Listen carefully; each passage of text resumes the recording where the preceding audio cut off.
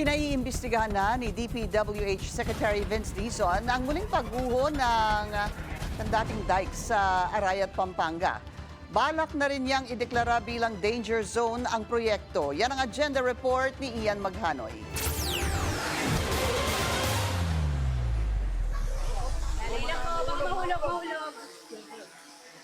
Tanghaling tapat nang dumating si Public Works Chief Vince Dizon dito sa Arayat, Pampanga para inspeksyonin ang muling gumuhong kandating dike.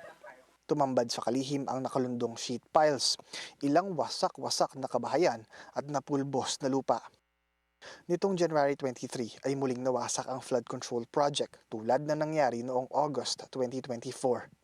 Nandito tayo ngayon sa mismong loob at ilalim ng gumuhong flood control project ng Barangay Kandating dito sa Arayat, Pampanga. Sa kaliwa makikita nyo yung mga sheet pile na mukhang anytime ay maaring bumigay mula sa pagkakawasak. Dito naman sa kabila ay makikita nyo naman yung mga bahay na nawasak mula sa insidente.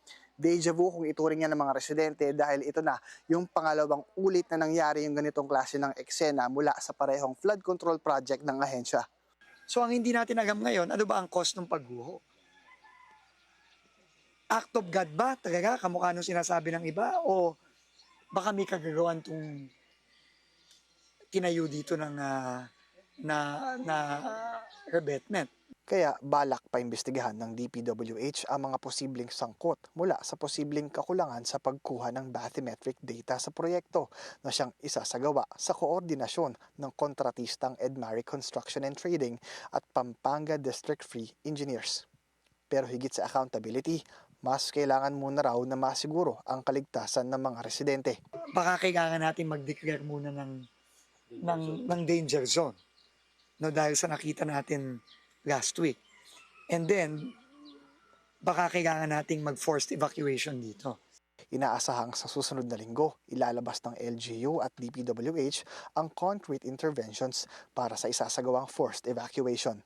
Para sa agenda, Ian Maghanoy, Billionario News Channel.